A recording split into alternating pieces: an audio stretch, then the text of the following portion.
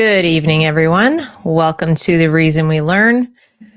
I'm your host, Deb Philman, and this is tonight's episode of Dissident Dispatch. We will be talking about the United Nations Pact for the Future. I'm going to give it a couple minutes to see if people show up for the live. If you are new to this channel, please consider clicking the like button, share, subscribe if you're not already a subscriber. And I hope to have people show up tonight so we can have a conversation about this. So I will be checking the chat periodically if you have questions. If you are a parent and you are frustrated with the state of education in America today and looking for help, I do have a support group at wokescreen.com/the reason we learn. It is a Discord, and you can join for the very, very low price of $12 annually just to help support the hosting for the membership and to keep it private for you guys. None of your information will be sold, and I'm not going to spam you. But it is where you can go weekly to have conversations with me privately or to ping me privately and ask questions and share information from your child's school, get advice, etc. So with that little bit of housekeeping out of the way, where to begin? Well, a lot's been going on, as you know, in the news that has distracted us. We have two hurricanes, one that just happened and one that's about to hit or is hitting as I'm speaking, Helene and Martin. And so we've been distracted by that, justifiably so. People have lost everything. And right here in my own home state of North Carolina. So there's a lot to pay attention to. And as a consequence, the news about the UN's Summit for the Future and Pact for the Future kind of flew by, and people talked about it for about 5 minutes. And you may not have heard about it, or you might have heard something about it and then very quickly got distracted by other things, VP debate, other stuff going on with the campaign, and then the storms. And then, of course, we have a little war going on over there in the Middle East, and then there's money going to Ukraine, and then there's some more money going to Lebanon, and your head's probably spinning with all of the things that are competing for your attention. So this might not seem important, but I'm here to tell you it's extremely important. It may, in fact, be the most important thing going on, or that has happened, that ought to impact your voting in November, but you might not have thought of it. So the UN, we talk about a lot on this channel, is a bunch of mostly self-appointed people. The United States is the biggest funder of all of this, and we host them in our own country in New York. And we sign on to their stuff. This administration has signed on to pretty much everything they've voted on, they've talked about. The Biden administration is all in. It should be noted that the Trump administration before that had pulled out of UNESCO. That's the part that focuses so heavily on our education, but not so the Biden-Harris administration. They pretty much jumped right back in like a week into the administration, less than that, I believe. And so anything we're going to discuss tonight, you can safely assume the Biden-Harris administration and a subsequent Harris administration would be all for. So in the absence of information to the contrary, which has not been forthcoming, assume they support everything we're going to talk about.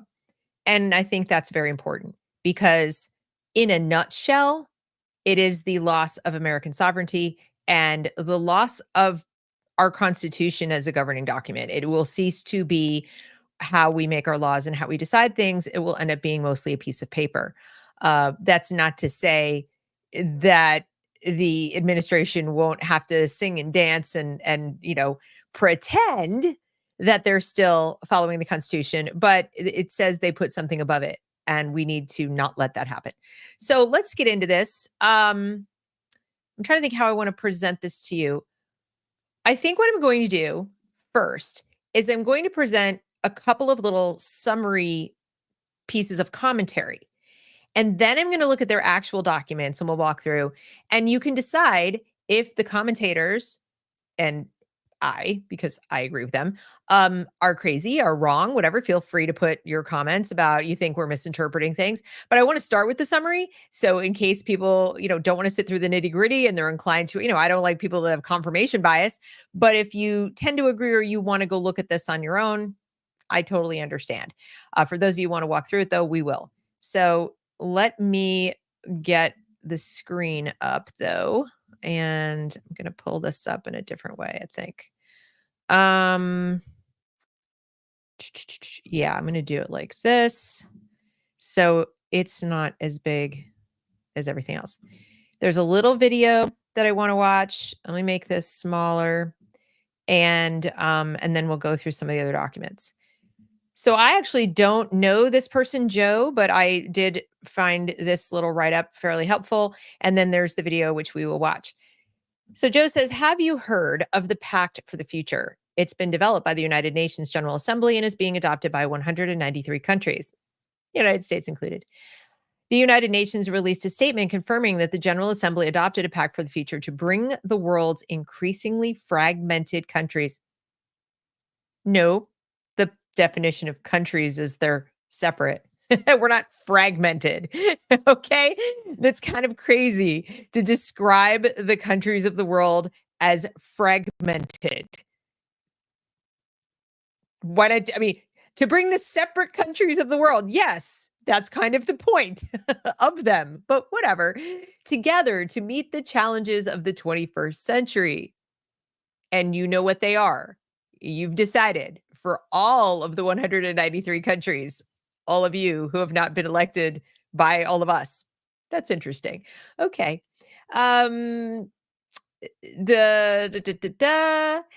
Ranging from climate change and artificial intelligence. That's a challenge. Okay, interesting.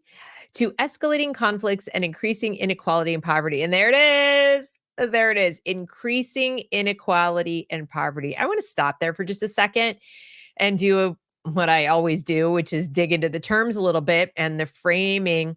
And think about this. Let's say you have inequality and poverty here, and other countries are moving up like this, but people in this category have, big screen TVs and central heat and air conditioning and indoor plumbing and things of that nature. And these people just have, lots more.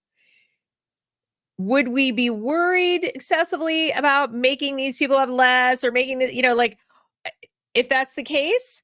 Or does there have to be some bottom somewhere? And what is that bottom and who gets to decide?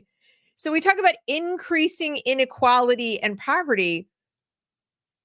Amongst whom? And what's the benchmark? What's the baseline?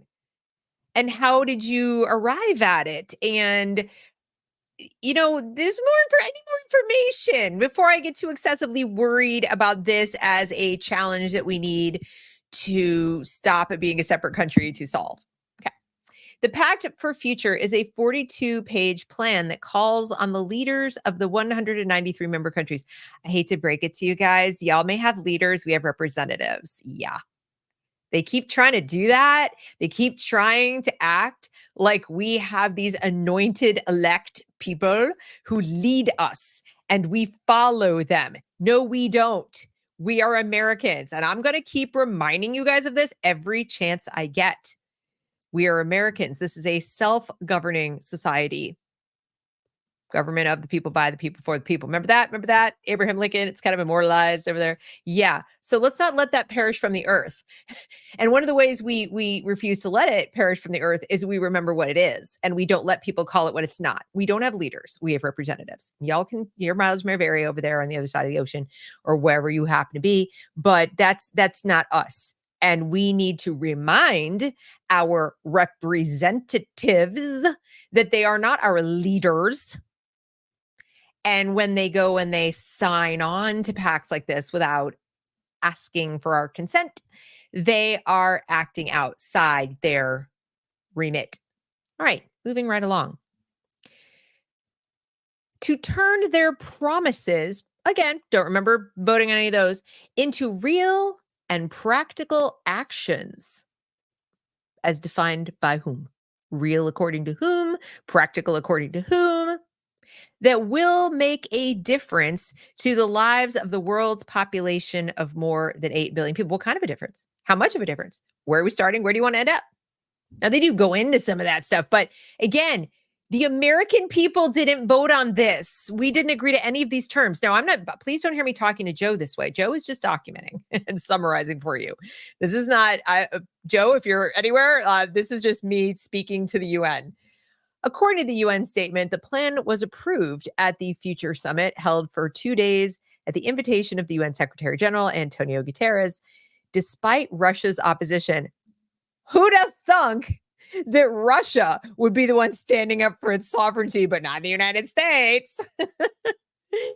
Is this their alternative to the failed pandemic treaty? Answer, yes. So remember that, the WEF and the WHO and all those guys that were like, we need a treaty. And the United States and a bunch of other countries like, no, we don't do that. So they fancied it up, dressed it up in some more vague language that sounded, like harder to say no to. And voila, same result. So yeah, that's basically the answer. Now we're going to listen to this lady and hopefully you'll be able to hear it. But this is important because she does a really good summary and gets to the heart of what is making me so upset. But just real quickly, hi, Ego Brain, hi, Sophia, and then David says, if developed countries required that all materials were produced using the highest environmental standards and the highest occupational safety standards in manufacturing, then that would require, and it's coming through, here it is, education and training, and necessarily higher costs to consumers that could be passed on to higher living standards for workers. Building stuff that lasts would eventually equalize. True. But we should vote for that. That it shouldn't be something that a bunch of people get together at the UN and decide to do if that's even what they're deciding, and it's not. Just so we're clear, that's not what they're deciding. It's not at all. They would like you to believe that, though.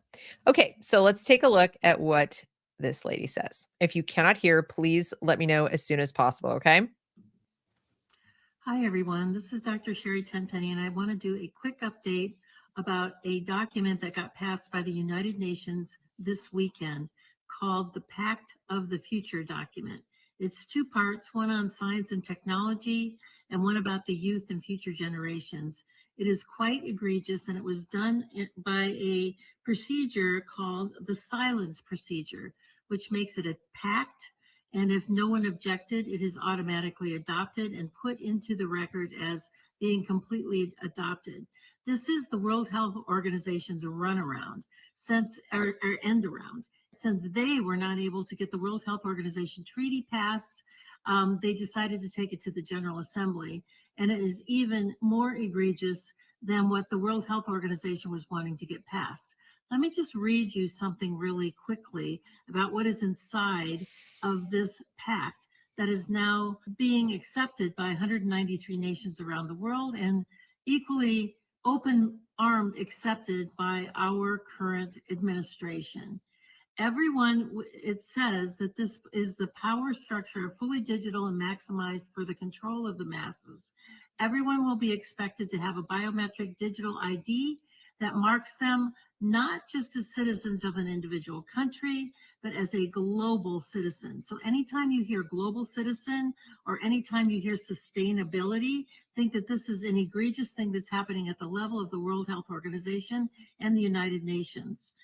Anyone that has a dissonant opinion will be labeled as misinformation, disinformation, or malinformation and memory hold. Perpetrators for unapproved information will be fact-checked and punished by the system, which will be operated and enforced by artificial intelligence. Punishments will include being locked out of one's bank account, being unable to make certain purchases, unable to get on an airplane, on a subway, drive on public roads. This is the future, according to the world's self-appointed overlords at the United Nations. These are unelected bureaucrats that are making decisions about our country, our sovereignty around the world. Nothing could be more important at this point in time than to get prepared, have water, food, digital access, flashlights, a way to communicate with family and friends. Now is really the time to get involved and get prepared, because this is what's coming. Our Congress is sitting on its hands. There was a press conference on the 17th about this, and no further action has been taken. So it's up to us to mobilize and to go forward, particularly with your local sheriffs, to get your constitutional sheriffs to say, this isn't going to be allowed in my county.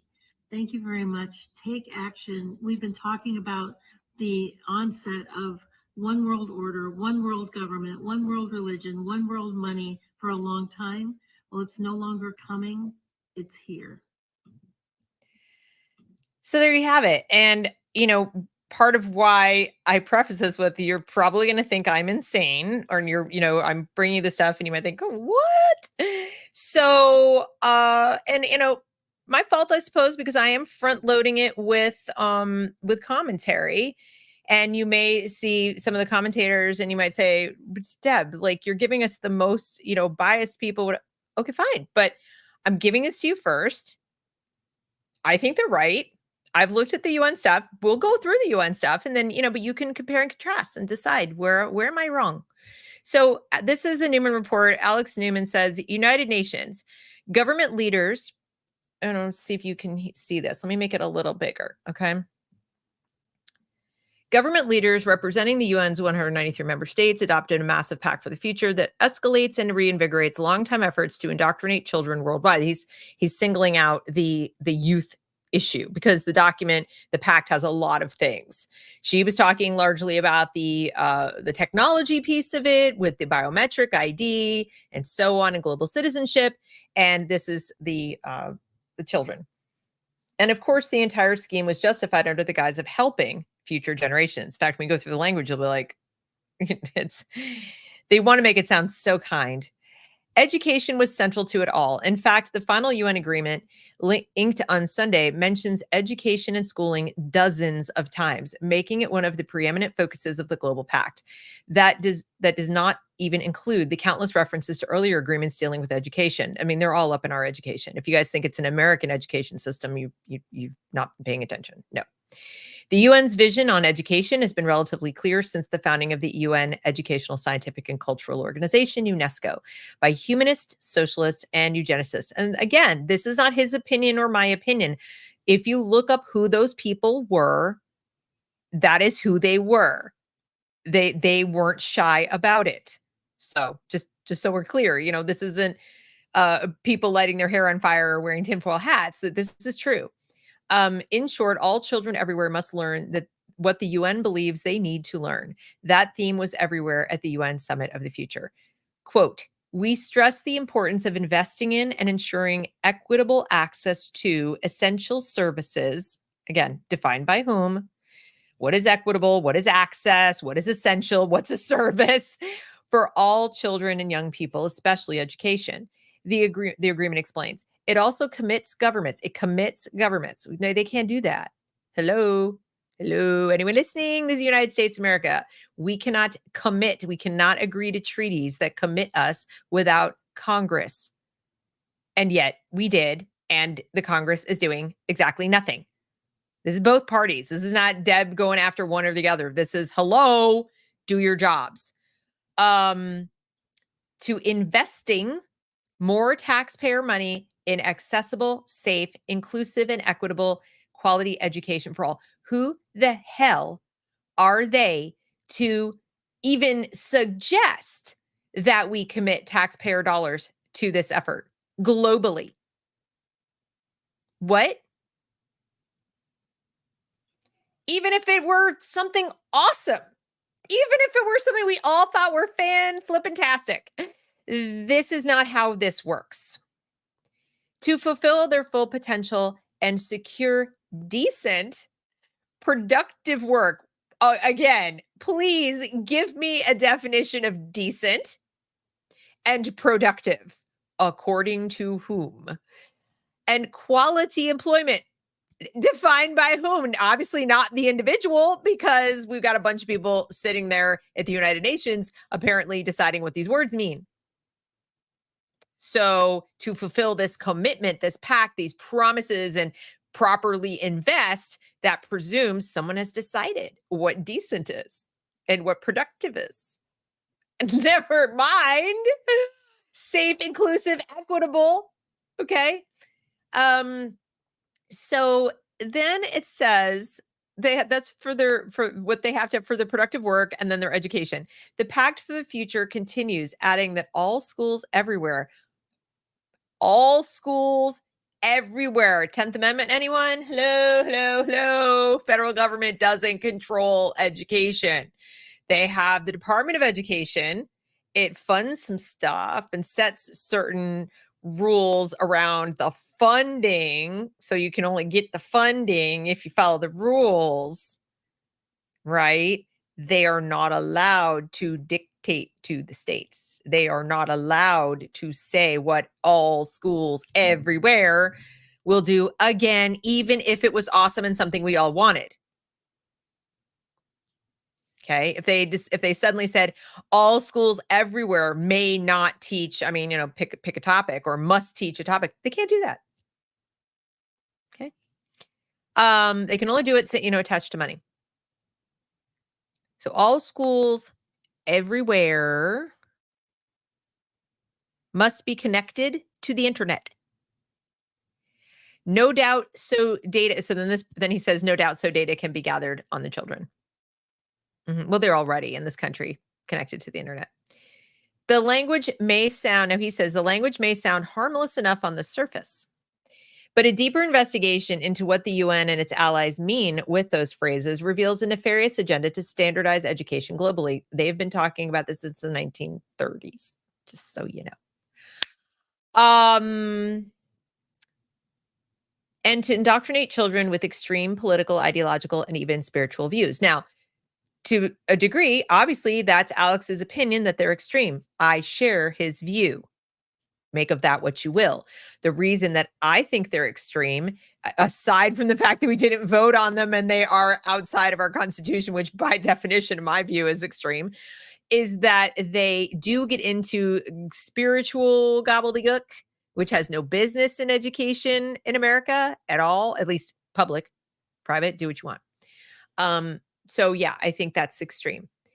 In recent decades, global agreements have made those calls explicit, with the Jomtien Declaration and the Dakar Framework calling for global efforts to standardize education and reshape children's values. So if you were thinking that standardized education was all the kids around the world are to learn the same math, or they're all going to learn science, to make sure they know the same curriculum or the same facts or knowledge of science and history or whatever. If that's what you think it is, no, that's not it. The only knowledge they like to standardize is beliefs.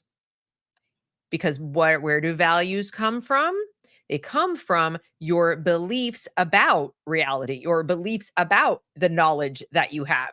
So I can have knowledge about, I can look at this scissors and I can say, this is an implement for cutting. And I believe that is so. And that is the beginning, middle, and end of my belief about this scissors. Someone else could have place a value on this scissors, say, that is a deadly weapon that only trained professionals and experts who've been licensed by the state may use. And if you are ever caught in public, that you should be, somebody should find that suspicious that you have a scissors and has every right to, ask for your license and your papers to own the scissors, because people have been stabbed with scissors. And our number one value is safety. And this is a dangerous weapon. So the value we have on the knowledge of the scissors is that it's dangerous. I hope I've made myself clear about why it's not a neutral thing to say you want to teach values, and that values are not necessarily objectively tethered to facts.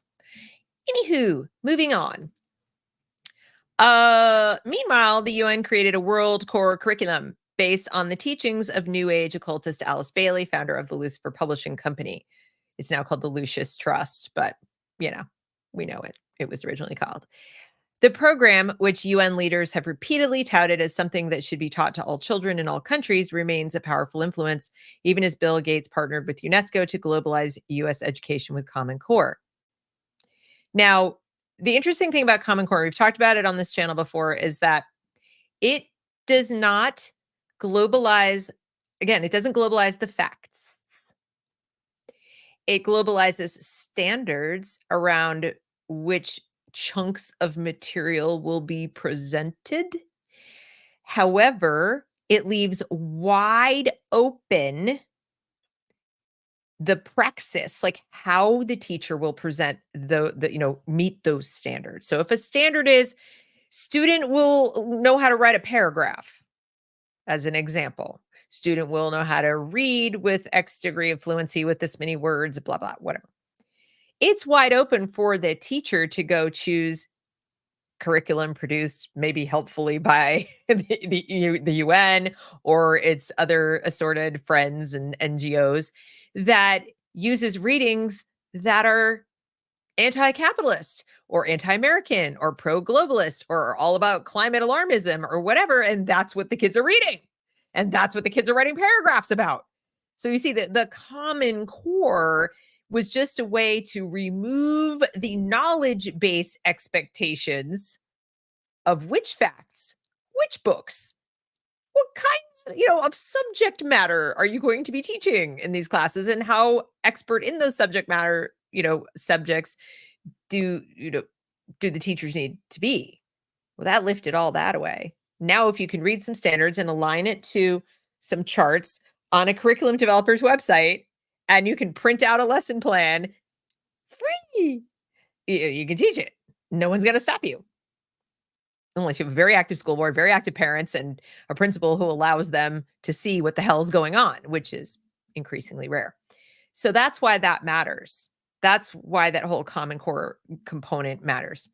One of the major points of the Pact for the Future adopted this week at the 79th UN General Assembly was to reinvigorate efforts to impose the UN 2030 agenda. We've talked about that in the Sustainable Development Goals on humanity. We reaffirm that this is a quote, we reaffirm that the 2030 Agenda for Sustainable Development is our overarching roadmap, the Pact stated. If you look at the 2030 Agenda, a lot of it aligns with sort of degrowth and decolonization goals, which is essentially redistribution of wealth and resources from, more productive, wealthier countries to the less so. And part of how they want to, address climate change, so-called, supposedly, is by preventing people from flying wherever they want to fly, or having a maximum number of flights they can take a year. What kind of cars we're going to drive, how many miles we're going to drive. They would really prefer for us all to live in 15-minute cities, so we drove less and used public transportation. And of course, how many children we can have, and so on and so forth. So they've put, and we'll look at it in their pact as one of their primary concerns, what they call overpopulation, which, by the way, is a myth. It's a huge myth that will not die. We actually have the opposite problem. We have entire countries that are under reproducing, like Japan, and they are well within a century of, I won't say going extinct, but depopulating to the point where immigration can't help them, and they won't even be able to keep their own civilization functioning and the wheels turning. I mean, certainly AI might be able to help to a point, but that's not healthy either. So they are lying, and they're using that fear of overpopulation and depletion of resources to sustain the population to get people to buy into this. But when you sit down and actually do the math, you're like, this doesn't add up. We have people not reproducing at replacement rates in the developed nations.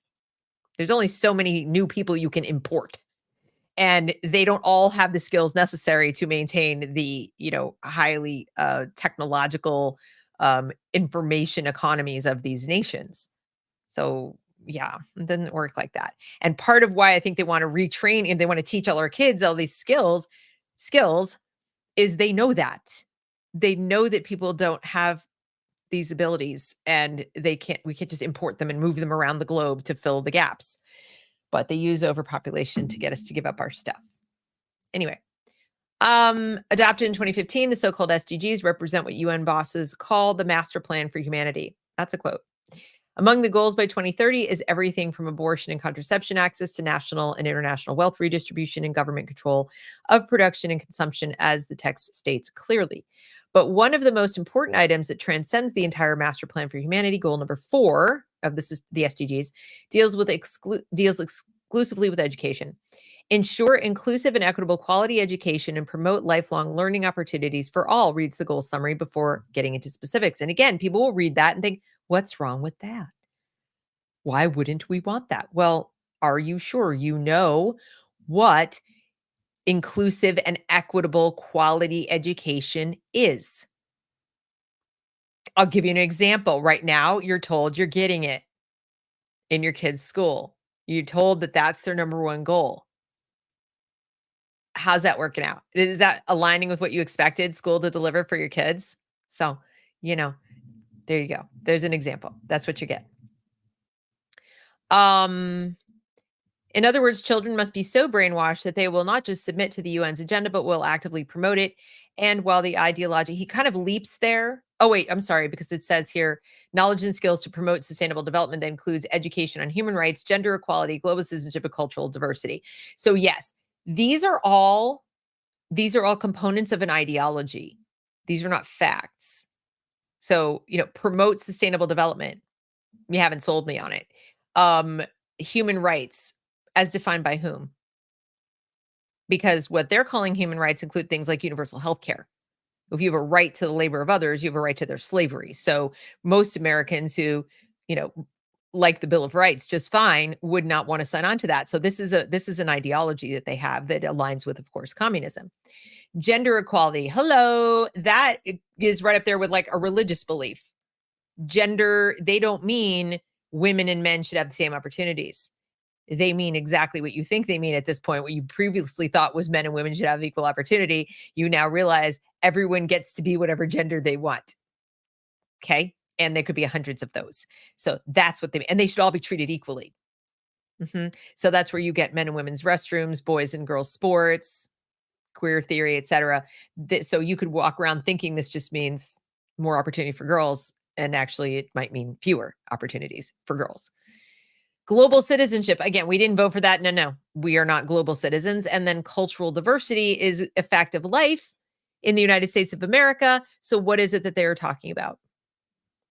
I don't see anyone looking to push cultural diversity in Saudi Arabia or any of the other several dozen Muslim Arab countries on this planet, where you are literally in danger if you are of a different culture, if you believe something different than they believe. No, I don't see any diversity being pushed in, Algeria.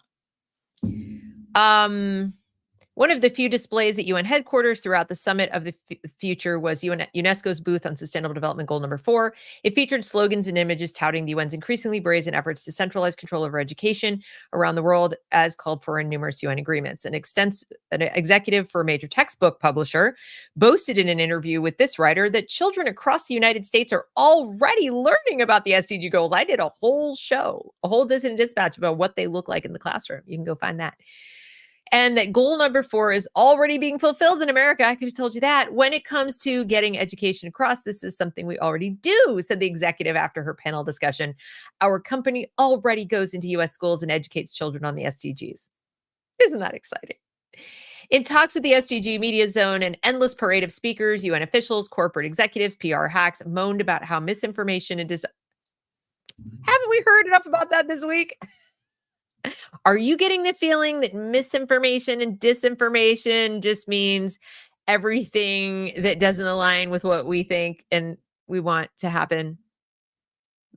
So much for diversity, right? Inclusion. Our views are not included. The diversity of thought is not really the kind they're looking for. Misinformation it's eroding trust in the UN and its narratives. One of the major solutions, brainwash children with media literacy programs. Also did a show with Alvin Louie about that. You should check that out. Media literacy is just code for training you to only trust the media we think you should trust. We want you to trust. Separately, there were half a dozen references to the UN Universal Declaration of Human Rights and the Pact for the Future. According to that instrument, education shall be compulsory. Remember that when people talk to you about school choice. Because remember, school choice is still administered by the government. Vouchers and ESAs will be applied for to the government, handed out by the government, approved for the institution to issue and accept by the government.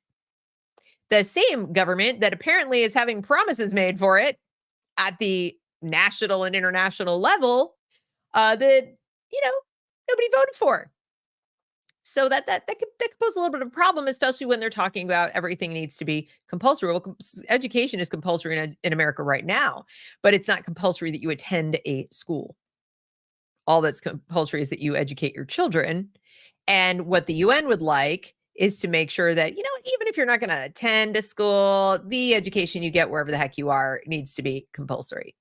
So they're not talking about compulsory attendance in a building. They're talking about compulsory this stuff. Perhaps even more troubling, what the UN refers to as education shall further, quote, shall further the activities of the United Nations. Yeah, I didn't vote for that. Pretty sure you didn't vote for that either. That's not what education is supposed to be in the United States. I don't happen to agree with what our government says education is supposed to further. I don't. We've talked about that, but at least that's here. We have like half a prayer of having a say in it and having it, maybe align with the Constitution and the Bill of Rights someday. Because it kind of doesn't yet. But it's definitely never going to if we do this. That provision alone should concern everyone. In essence, it means that any child whose education is not furthering the UN agenda is having his or her or their human rights violated. Yes, that is exactly what they mean. That would certainly include most homeschoolers and millions of children in private schools around the world. Unlike the God-given rights recognized by America's founding documents, the UN Declaration enshrines revocable privileges that can be limited or abolished on virtually any pretext. And as the document states in Article 29, those pseudo-human rights can never be used contrary to the purposes and principles of the UN. So there's that. All right. So you're probably now saying, all right, Deb, that's great. Let's cut to the chase. Let's look at the actual thing itself. United Nations Pact for the Future. Before I jump into that, I'm going to check in on you guys. So David says, and all farming and food production by large corporations and social credit determines housing and employment, but population replacement is real. I'm not sure I follow. If you could clarify, do you mean population replacement like we're using immigration to replace depleted population? Is that what you mean? Because we are. I mean, we're not reproducing enough. Silvar says everyone gets to be a non-binary worker drone. Yeah, that's pretty much what they mean. Voucher Trojan horse, 100% compulsory curriculum. Yes, it happened in Sweden. All right, so here we are. Pact for the Future, an intergovernmentally negotiated, action-oriented pact. I didn't vote for this, just so you know. The summit, what is the Pact for the Future? These are their words. So now we heard from Alex, obviously, biased. Biased doesn't mean wrong, by the way, but biased. Obviously, distilled and translated and so forth, kind of like I'm doing. Here's the document. And we're going to even go deeper into the document than this, but high level. We're going to keep drilling down. What is this thing?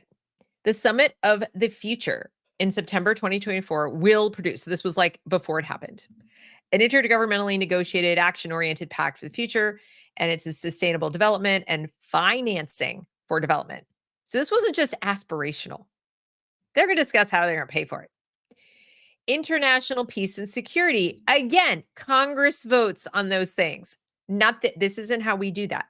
They can have chats all day long about, wouldn't it be nice? Go back to your country and ask your legislatures and your parliaments and your whatnots to like have a chat about these goals. Aspirational. Nope, that's not what they mean. Science, technology, and innovation and digital cooperation. Same story. Now, here, Congress does limit what they can do with us. If The UN persuades tech companies, biomed companies, et cetera, so we should get together and we should agree, kind of like how the WF does, or some of the other organizations where they just sort of voluntarily agree outside of the countries they live in, because they're free to do that, at least in the United States. And then they want to use their power and their billions and all the jobs that they have and everything to say, hey, UN, yeah, we promised to do this stuff. There is precious little we can do about it, except get the government out of the economy. So these guys can't go back and pressure them for special privileges, tax breaks, entree into our government funded schools, things like that. If we had a truly free market with real capitalism, their monopoly, their oligarchy would be threatened, which is probably why we don't have that. Youth and future generations and transforming global governance. They mean it, you guys. When they say transforming global governance, that's just code for no more countries. Y'all can have that quaint little border if you like. I mean, just so you know, like on this side of the line, most of the people speak this language for now. And, on this side of the line, most of the people kind of like have these little customs and holidays and stuff like that. I mean, it's cute. You can have that. I mean, we're not going to say you can't, keep maintaining this little theater that you're a separate country and stuff. But we want to transform the governance of all that. So, pesky things like the United States Constitution and Bill of Rights it's in our way. And we've now recently heard what Hillary Clinton, Bill Gates, who else? I think even Waltz in his way. You can't live in kind of theater. John Kerry. Freedom of speech is in our way. We can't. We're going to lose total control if we keep letting people have this freedom of speech. It's a real problem. So let's transform the global governance. So this is what they said they were going to do. Blah blah, and then they did it. So let's see. I've got to get. I'm going to close this thing. I'm trying to go to another screen so I can show you. Hold on a second. This is what I'm trying to show you, but I want to get rid of this. Hold on a second. I don't want to show the why is it? I don't want to see this thing. There we go. Okay. I have to breathe for a moment, you guys. This really bothers me. I'm trying to put on a brave face and I'm smiling and I'm laughing. I'm trying to make light of this. Yeah. Yeah, that's right. Oh, this is funny. Transform S is sticking on my touchscreen. So, okay. Yeah, and transform does mean destroy and replace, just so we're clear. And Ego Brain says, Carrie, even they need to win so they can make a change after saying the First Amendment is in the way. They're just saying it out loud. Yeah.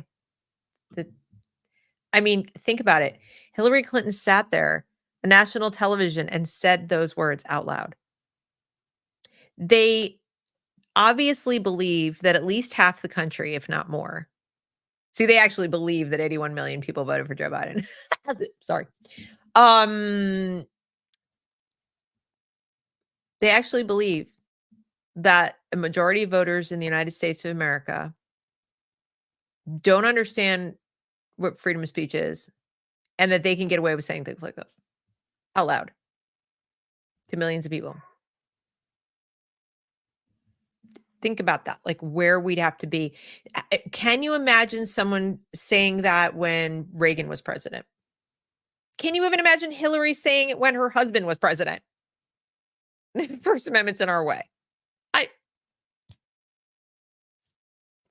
No, that's how far we've come. Oh, right. Sorry. I meant Carrie even said that. Yes. Yeah. They both said it. I can't imagine them like getting away with that in the past. So here we have our table of contents, and what is good about the way they've structured this document, and yes, you'll go blind reading it, is that these are at least clickable to the section. So if you are interested and you want to like follow along, here's the link to it. And you can open up the table of contents and click along. But what I'm mostly interested in, and you can see this, we will strengthen our actions on climate change. We will achieve gender equality and the empowerment of all women and girls as crucial contribution, except they're allowing that men can be women and girls. So just keep that in mind. We will ensure the trading systems. We will ensure this. Who the are you to say we? They're talking about the 193 countries. We will do this. We will do. We never voted for this. You don't get to have this agreement with the United States as a participant. That's not how this works. In fact, I would venture to guess there's some Canadians and some Brits out there and some other people in other countries where they actually vote on things and are supposedly represented in their parliaments and so on, who are none too pleased about this either, or shouldn't be if their media is even reporting on it, which I tend to doubt. Y'all didn't agree to this. The we they're talking about are these self-appointed leaders who think we'll all just fall in line and do what they say, but that's not how it works. That's just not how it works. We will do this, we will protect all children and all civilians in armed conflict. Define civilian. We got people walking around today saying Hezbollah are Lebanese civilians. First of all, most of them are Syrian and Iranian. They're not Lebanese. Secondly, far from civilians, they are members of a military unit that, last I checked, had at least 50,000. Some people say 100,000 people. So there's that. And it's probably underreported how many. All of this stuff. So now let's get down to youth and future generations. Here we go. Make this a little bigger. Today's generation of children and young people is the largest in history. Not in the United States, not in the Western world, it isn't. So remember that. Please remember that. They're already lumping us together as if the population exists everywhere, and it doesn't. The population of young people is very, very small in some countries, in fact. So this is a little trick to get us thinking as globalists and global citizens, is to talk about things in today's generation of young, today's population of young people. It's not one. We don't all live together in the same place. And this is at least they say, with most of them living in developing countries. At least they acknowledge that. But they lead with the population is largest. They are critical agents of positive change, and we welcome the important contributions of young people to peace and security, sustainable development, and human rights. What if they don't want to be critical agents of positive change? What if they don't think your change is positive? What if their parents don't? What if they don't think your definition of human rights is accurate? And you're saying you welcome this. Does that mean you don't welcome things that are other than that? Yes, that's exactly what it means. However, across our world, millions of children and young people are deprived of the conditions they need to reach their full potential to serve us and fulfill their human rights defined by us, especially those in vulnerable situations who we can exploit first. Children and young persons continue to live in extreme poverty without access to critical basic services and respect for their fundamental rights. And whose fucking fault is that? Excuse my language. Under all of this, the subtext of all of this is that this is a problem that everybody has to solve except the so-called leaders of those places. Why are they continuing to live in extreme poverty? And I'm sure somebody out there could say, well, the developing nations exploited the resources and they did that and they colonized and whatever. Like, bring your receipts, draw me a straight line, quantify it, explain how their local governments are trying to work around that, trying to help them. And we're literally right at this moment getting in the way. And by we, I mean the United States. I can guarantee you can prove that China's doing it, and maybe even Russia's doing it, and probably some other countries are doing it. And who knows, maybe we are. But you're going to have to bring your receipts. You don't just This is happening and we all need to fix it and let the government's leaders of those places off the hook. Everyone else is going to fix it for me. Because what happens when we end up signing on to funding these things? Where does the money go? It goes into the pockets of the so-called leaders in those countries, because we've been doing this a little while. This isn't our first rodeo. We haven't just today woken up and said, hey, maybe we should contribute to uplifting the rest of the world. We've been doing it since the founding of this horrible leech-like organization. So at what point are these other leaders who we call leaders, when we're flattering them and talking about how they're going to help do everything, when do we call them leaders when their countries are shitholes that are not peaceful, that treat their children horribly, from child brides to child soldiers, and yet they seem to be described as they're on equal footing with the United States of America? I mean, we have flaws, but come on. Pretty sure we don't have, child soldiers and little kids down at the bottom of a mine. We left that behind, quite some time ago. What, 150 years ago? Come on. So they act like we're all one. And I have a problem with that. We recognize that together with future generations, they will live with the consequences of our actions and our inactions. Again, who's our? American children will live with the consequences of actions in America and people who decide to go against America, but primarily America, because our government that we've elected is actually responsible to protect our country, borders, protects it from enemies, foreign and domestic. Remember that? It's literally their one job that they legitimately have.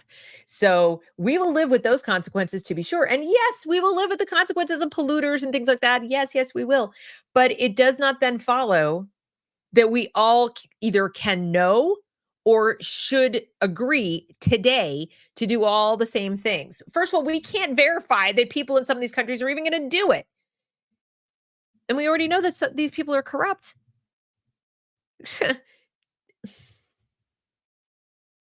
Okay. Better future for all. That's communism. We recognize that children and youth are distinct groups from future generations. Okay. We must ensure that decision-making and policy-making today takes greater account of the needs and interests of the generations to come. Good luck. You don't know what they're going to be. You apparently think you're omniscient. You got a crystal ball. We have to take into account with this future generations of what things are going to be like for them that we have no idea. You don't know what technology is going to be 6 months from now. And that they are balanced with the needs and interests of current generations. You must have a lot of knowledge to know exactly how to balance that in every single country on the globe. We have annexed a declaration on future generations to the Pact for the future that details our commitments in this regard. Okay, the details are wishful thinking and, vivid imaginations in this regard. We will invest in the social and economic development of children and young people so they can reach their full potential. No, they have parents for the social part. Sorry. We will invest in the social development. First of all, why is that even in there? Invest. We stress the importance of investing in spending, taking money from one person, giving it to another, spending. Usually someone who's an officer in this organization and their friends. And ensuring equitable access, whatever that means, to essential services, again, whatever that means, for all children and young people, especially health education and social protection. So no more child brides. We're good? No more child brides? No more, it's okay to rape your, the little boy down the street in Afghanistan. We're going to stop doing that. We're going to tell Iran that they can no longer drag young women into a van, never to be seen again because she didn't cover her hair adequately. Is that what we're talking about? No? Oh, bummer. Girls can go to school in Afghanistan again? No? Oh, okay. I just, I had to be clear. And again, with the decent work. So, you see, he quoted accurately. Decent work, safe and inclusive, equitable, rapidly changing word. We decide, We're not asking the voters. We decide to scale up investment. Wait, what? Wait, can we keep some of our money here? The money we haven't even earned yet that we're borrowing. So we're borrowing money to invest in this. Our children, our grandchildren are borrowing money to. We didn't vote on that, but okay. All sources and essential services for young people ensure their specific needs and priorities are integrated in national, regional, and international development strategies. Ensure that services are accessible to all young persons, and invite the Secretary General to update member states on the proposal for a global youth investment platform to attract and better finance youth-related programming at the country level. Accelerate efforts to achieve universal health coverage to ensure that all young people enjoy the highest attainable standards of physical and mental health. What is it? Who's defining these standards of physical and mental health? I'm going to guess it's not going to be the children or their parents. Including Wait, what? Including immunizations and vaccinations. There's a difference. And sexual and reproductive health. And address all the challenges faced by developing countries in achieving these goals. All of them. Every single one. We can know that. We are omniscient. Did we not tell you? Please keep up. Support developing countries to significantly increase investment from all sources in education and skills, especially early childhood and girls' education. Again, are we going back to Afghanistan for that? Because that ain't happening. Or in Iran, for that matter, to build inclusive, accessible, resilient, whatever that means, education systems and lifelong learning opportunities so that could be, you can go back to school again and again and again and keep getting new, training, or it could mean the gulag for re-education because there you are at age 40 and you have wrong thoughts. It's lifelong, this education journey that you're on. Oh, I need substances to get through this, you guys. I don't drink, I don't smoke, I don't do any of that stuff. But I'm starting to understand why people do a little bit. Still won't. But anyway, let's see. Okay, that are tailored to the needs of young people and children today and in the future, because we can know that by enhancing curricula, improving teachers' professional development, improving it from what to what? Bad to worse? Excuse me. Yeah. Okay. Let's see. Harnessing digital technologies, and improving access to technical and vocational training to help young people contribute to their societies. Are the young people starting to sound a little bit more like pets or drones or slaves, human widgets, commodities, not actual people with self-determination, dreams, goals? Shouldn't they be the ones deciding what it means to contribute to their society? I mean, again, if there's a country that's literally getting in the way of this, and we could name some, I just did, then by all means, target those countries and say, you are literally getting in the way of girls having access to any form of education whatsoever. Never mind equitable, inclusive, designed to help them get decent jobs. Like, I don't think being child bride at age 8 is a decent, occupation. So go talk to them, like have a chat with them and discuss with them why what they're doing is wrong over there and see how that works. We fought a war for over 20 years and it didn't take.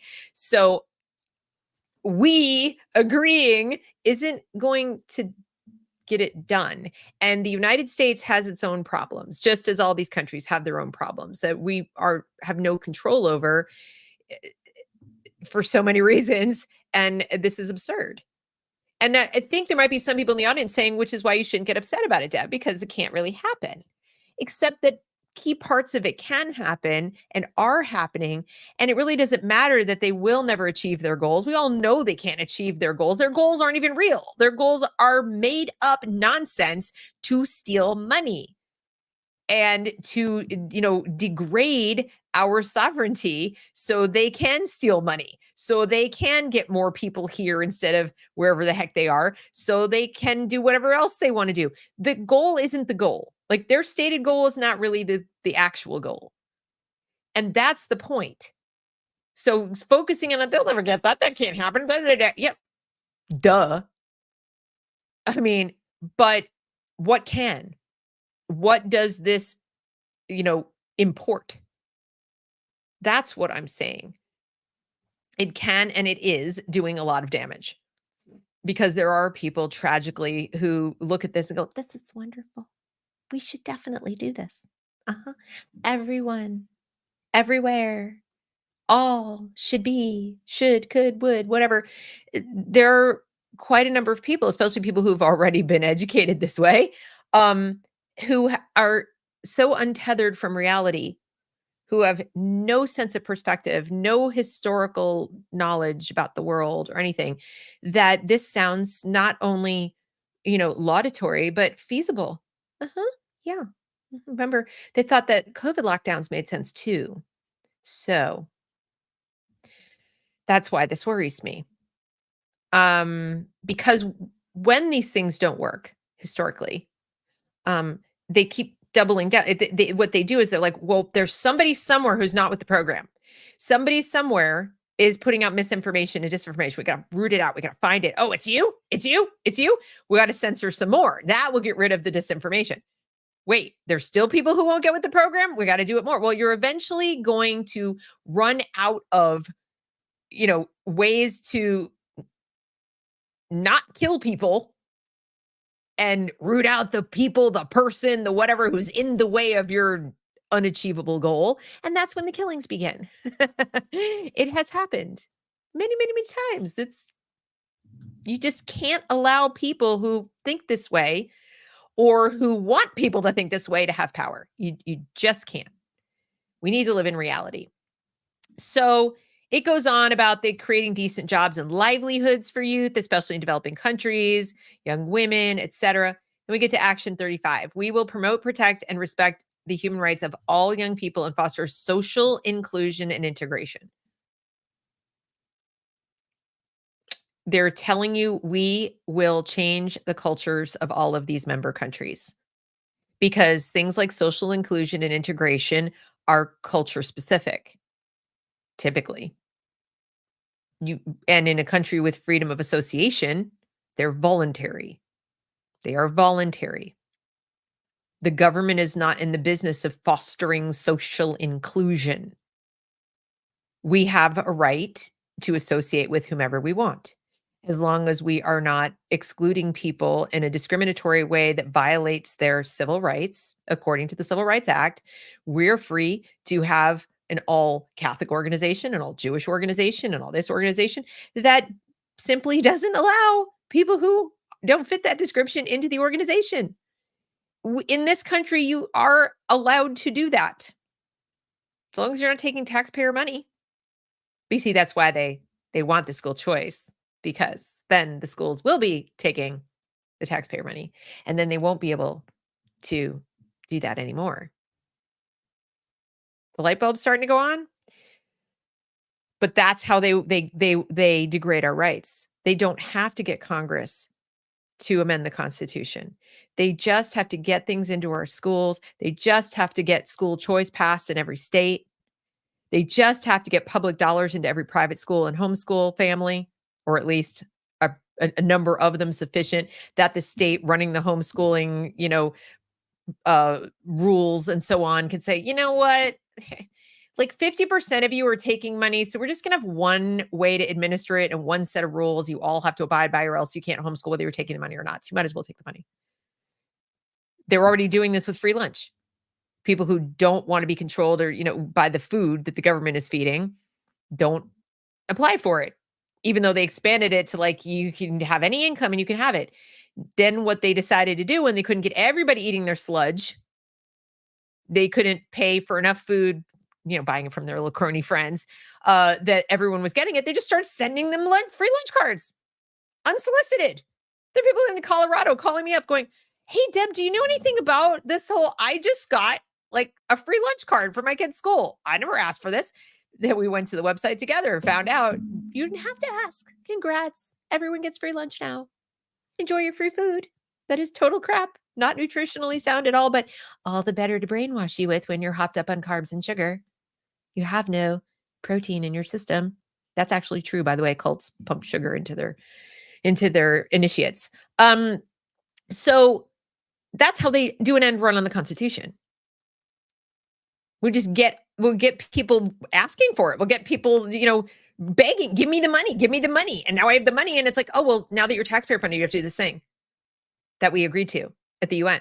Wait, I don't remember voting for that. Well, you didn't have to. That's the beauty of it. We're just giving it to you. It's great. Enjoy. And pretty soon, you've voluntarily handed over your rights, even though the Constitution just still reads the way it reads. But what difference? What difference what it says? If you don't know what it means to you, if you don't know that your rights are being violated, and somebody can say, "Oh no, but this is great, it's all fine," and you don't know better, you're not going to go get a lawyer to sue anybody. And pretty soon, when the law schools get done re-educating everybody at the college and law school level, there won't be a lawyer to take your case. They'll be like, "What are you talking about?" They're actually supporting your human rights. This is how you get your human rights respected. We have no complaints. Wait, you wanted to discriminate? You wanted to not be getting this education? You wanted to not have this decent job that we're giving you, Truman? You don't want to live in this place in the Truman Show dome anymore? What? Where are you going to go? Where are you going to go when you wake up and it's the Truman Show? So this goes on and on and on. We will strengthen meaningful youth participation at the national level. Meaningful, according to them. And this is where they talk about all the activism. We commend the important contributions that young people are already making to the advancement of peace and security. We commend all those violent protesters who showed up on October 7th and celebrated October 7th because they want peace. They just want the war to end. That's why they're celebrating the murder of innocent civilians. We commend them for their actions. Ceasefire now. Go Hamas. Do you feel like you're living in an Orwell novel? Yeah, because you are. That's what they're commending. Sustainable development and human rights in their own countries. Yes. Go Columbia students. Keep being insane. We can only meet the needs and aspirations of all young people if we systematically listen to them, work with them, and provide them with meaningful opportunities to shape the future. Even the young people in Gaza who want to blow themselves and other people up, should we listen to them too? We make no value judgments. Everyone's equal. Just checking. So they decide to encourage and support the establishment of mechanisms at the national level. At the national level, again, goodbye federalism, where they currently don't exist, right? Because we don't want them to consult with young people. What? And provide them with meaningful opportunities to engage.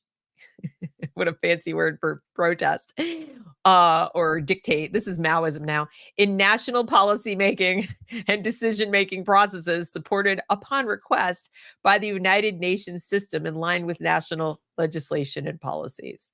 Well, our national legislation and policies say no. So you're going to need an act of Congress for this, which I hope you never get.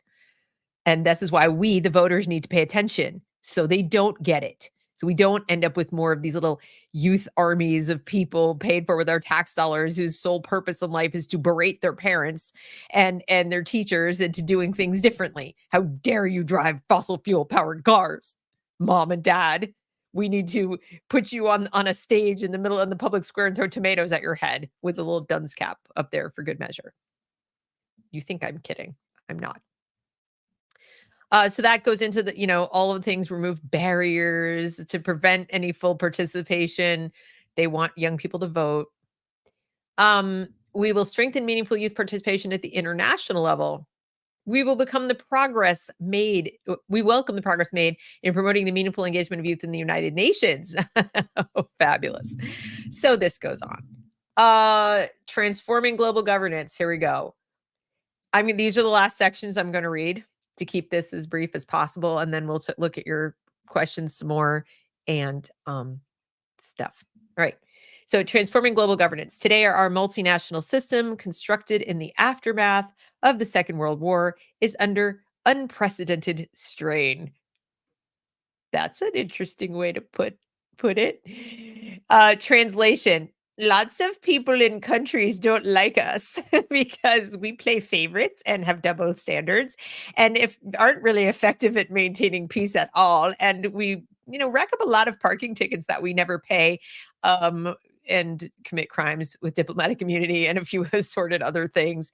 But yeah, so people don't like us and we got to do something about it. It has had remarkable achievements in the past 80 years. Can y'all name any? Can you name any remarkable achievements of the UN?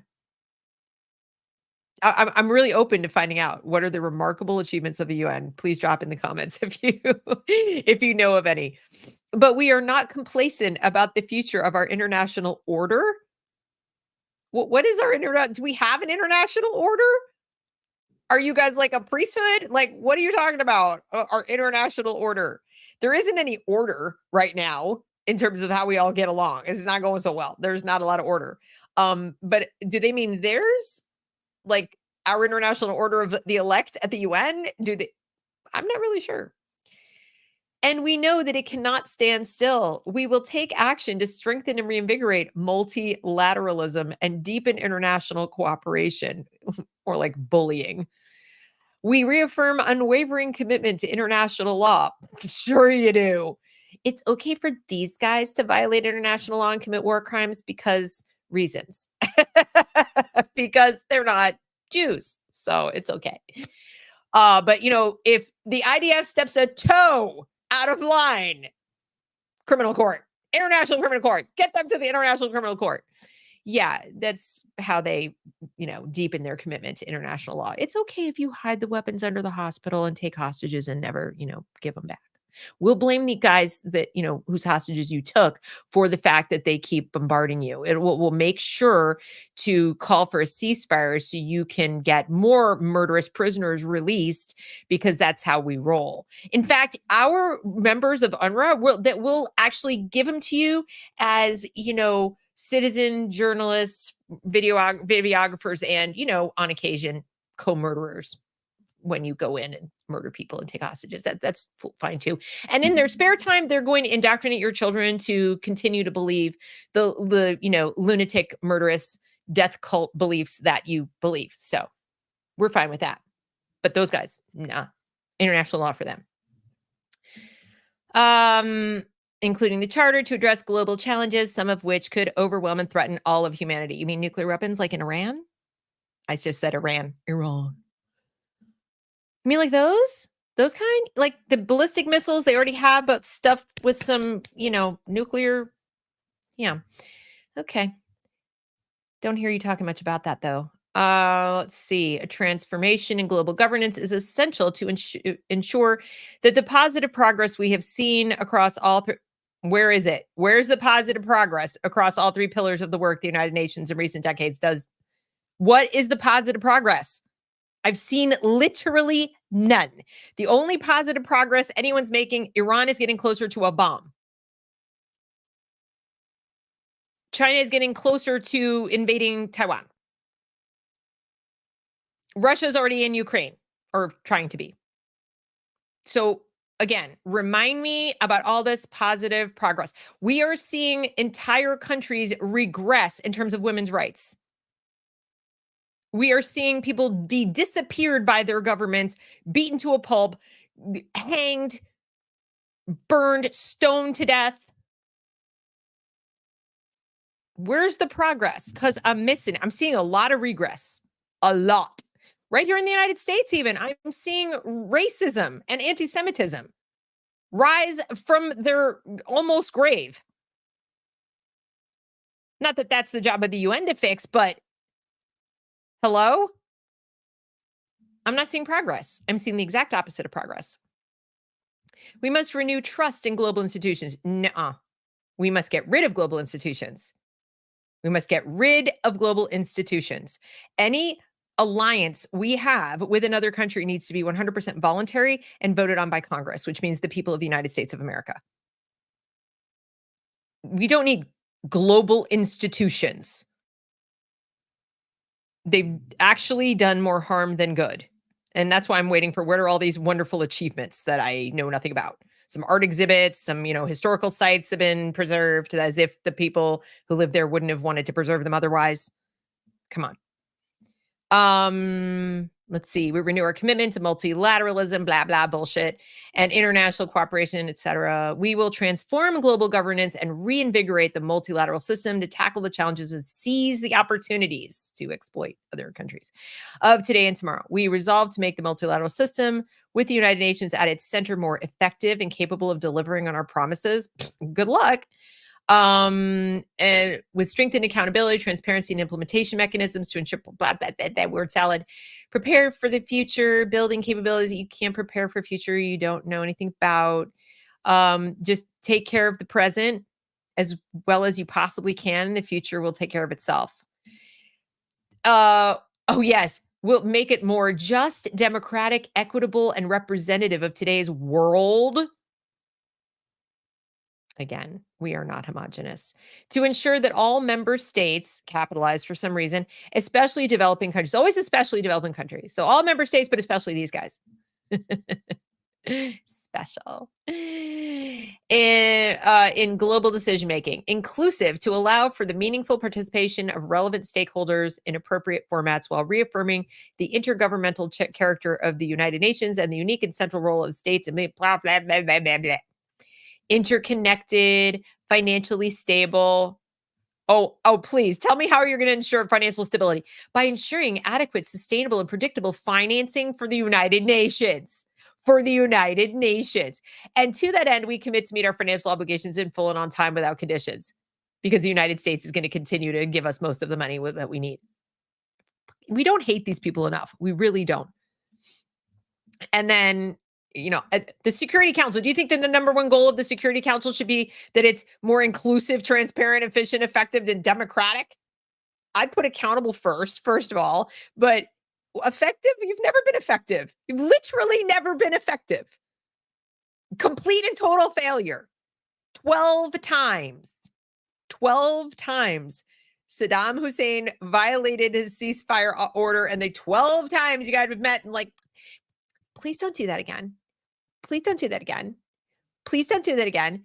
Then the United States goes to war, not saying I supported that, just saying that Security Council totally did not work to prevent that. And well, the rest is very messy, deadly, horrible history that we're still dealing with today. Same with Afghanistan. Where was the Security Council there? Where was the Security Council when Russia invaded Afghanistan? Where are all these amazing success stories over the 80 years that they're talking about? I'm missing it. So there's that. And there is this other document. I'm just going to show it to you because it exists and you might want to see it. But this is the, the actual agreement. So the other one sort of listed all the stuff, and this is the, the official, this is the draft resolution, etc. So this was their draft resolution. It's long and tedious. The other one actually that I just showed you is more accurate from the standpoint that it's more current, and it's the, prettied up thing for everyone to see after they approved it. But they both exist. If you want to see what was, how many changes, there really aren't any. And then what else did I want to show you? I think that's basically it on that front. But I'm going to go back to X, to my little bookmarks that I saved, because there's other stuff. So we looked at the Free Thought Project and stuff. And I just want to show you some other tweets. James Lindsay says the appropriate response to the adoption of adoption of the UN Pact for the future by a future American administration should be a complete and total withdrawal from the United Nations, including all funding. 100%. This actually goes back to September 24th, just reminding us that in April of 2019, Trump pulled out of the United Nations Arms Treaty. So he has already demonstrated a willingness to like yank us out of UN stuff, which is good. RFK says, due to their failure with the pandemic treaty, the UN has decided to move on this issue through the General Assembly, giving the Secretary General the emergency powers they could not get for the WHO. The United Nations Pact for the Future is an unconstitutional attempt to pass a treaty that allows international organizations to violate the sovereignty of the United States of America by declaring a global state of emergency without our consent. It is not good for the US and it is not good for the rest of the world to express our concerns, call the United Nations, etc. So you can, find that out. You can just do a search on United Nations Pact for the Future and you will find all of this stuff.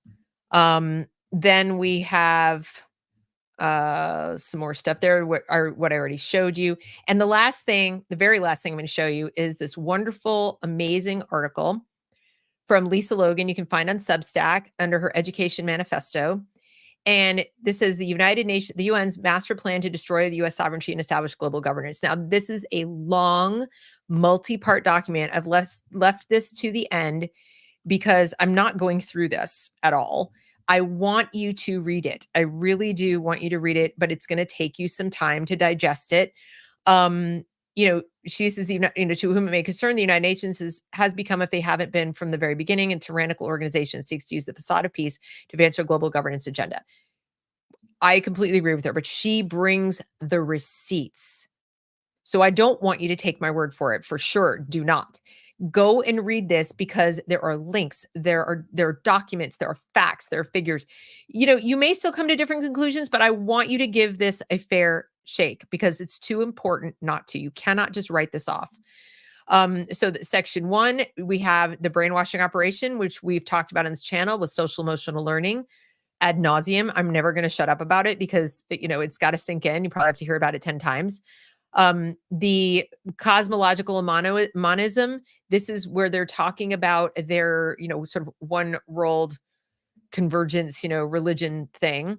Then we have whole child education, the community schools and so on, science, learning, whole child disciplines, blah, blah, blah. The resilience agenda, the social credit system, AmeriCorps, Better Together. All of this is we're turning our kids into activists. The end goal, digital ID on the blockchain, interconnected systems of data, and so on. But she does give some possible solutions. And then it goes into detail with each section. Please read it. Please share it with others so they can read it. Spread the word because, as I said, with all of this news that has been bombarding us for the last several weeks, this flew by. This happened like under the radar, October 3rd. Did you even know about it? They met in end of September, but October 3rd is when they like officially rubber stamped it. So it's really important. Okay. I'm going to go through your last comments so you can, whatever. All right. Let's see. We've got Ego Brain says, it's okay. They're just doing the thinking for us. What a nice favor they're doing. I know. Isn't that nice? David says, no, the contributions by children that contribute to peace and security are mostly related to lithium, cobalt, and other mining, which are absolutely essential to the security state and its support. Yes, that is true. She can't think of it. So Ego Brain can't even think of one like major success story.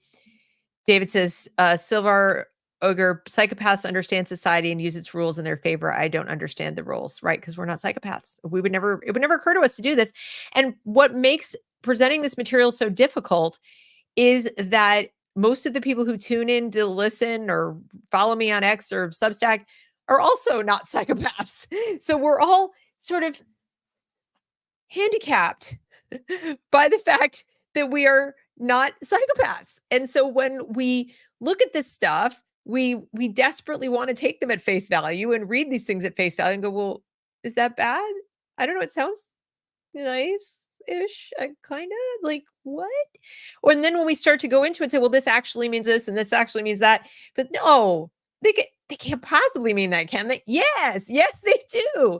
I know it's tempting to go with, Hanlon's razor and they're just incompetent and they don't have malice.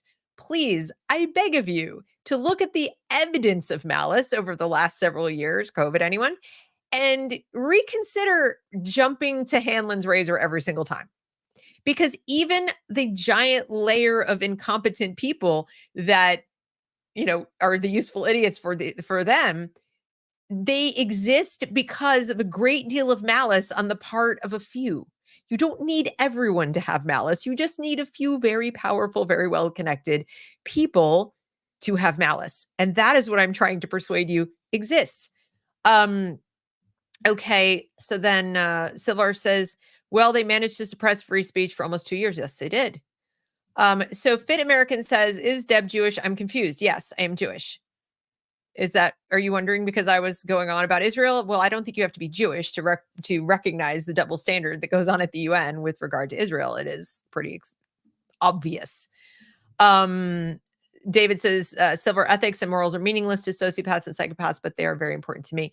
They actually are important to them in the sense that they strive to recognize what ours are so they can pretend to share them and they can do their little act. So they do know what they are. They have to know what they are so that they can deceive us. And then David says, it's why I adopted Asimov's three laws. If you could enlighten us as to what those are, that would be helpful. I used to know a long time ago. Don't anymore. Silvar says, David, the 3 laws of robotics create a conscience for AI robots, so you'd have to lack a conscience to need to implement them. I don't know enough about that stuff. Can't comment. David says, that's something many, many tests say I'm lacking. Which? A conscience? That's scary. But absolutely prove that I am not a psychopath because morals and ethics have meaning to me. Mm-hmm. Yeah, they meaning to you differently than what I said. Silver says, I started calling it socialist emotional learning. Yes, that's a good way to refer to it. Another thing is, social engineering lessons, whatever. Tony Baloney says, when I was 10 years old, I told my teachers that the UN will be the global government for the New World Order, and they called me a conspiracy theorist. If you still have their contacts, you should get in touch with them. Say, I was right and you were wrong. So Sophia says, hooray for more crazy crap from the UN. It's not even more. It's what they do. It's what they deliver. And it's what we're paying for. And yes, I see now that you have a side conversation going. That's okay. That's why I give you guys the live show in the chat so you can have conversations with each other. At least you can commiserate and learn from each other and maybe, connect outside the show and share your ideas. So they're having a conversation. Well, that pretty much concludes what I had to share with you. It wasn't going to be long. I just felt like, Dissident Dispatch, I needed to bring this back to the fore because we've all been paying attention to the storms as well. We should be. And I hope everyone in Florida is safe. If you happen to be tuning in from Florida or watching on the replay from Florida, I hope everything went okay. I'm very concerned about the people there. I'm still concerned about the people in Western North Carolina. But I don't want this to fall off our radar. So not that many people tuned in. Hopefully more people watch on the replay. Please do consider sharing this with others so they can be made aware, and share the links that I put into the chat for Lisa's Substack and also the UN document itself so people can go read it for themselves. Like I said, your mileage may vary. Prove me wrong. But I think this is something we need to pay close attention to and consider when we vote. And it's not just top of the ticket. Remember, our Congress needs to do something. If our Congress did its job, it would matter less who was at the top of the ticket. It matters a lot who's up there because we know that the, imperial presidency is what it is. And unless Congress tries to rein it back in, and good luck with that, it's going to stay that way for a while. But every office counts right now. If even your sheriff, like she said, because at the end of the day, the people who will be carrying out some of these orders door to door, if it comes to things like confiscating weapons because your social credit score red flagged you or something, that's who's going to show up to collect. So every single office counts. And the issues are bigger than abortion. And I don't mean to belittle what some people consider to be their rights or a baby's right or whatever. That's not what I'm saying. I'm saying that when you look at the big picture, in the hands of people like this, we could end up with mandatory abortions, okay? Or a total prohibition on abortion. I mean, who knows? We cannot allow this kind of organization to take away our sovereignty and render our Constitution pointless. So that's what I wanted to say. You're very, very welcome to everybody who came, and thank you for showing up. And I'm just going to finish with this last comment because I was very curious. Silvar says, for reference, the 3 laws are: a robot cannot, through action or inaction, allow a human to be harmed. A robot must obey all orders from a human unless it violates the first law. Thank you. And I remember something from the movie. Oh God, why is the name escaping me now? You'll tell me. It was Harrison Ford, Sean Young. Remember the replicants, whatever. The skin jobs. If you can't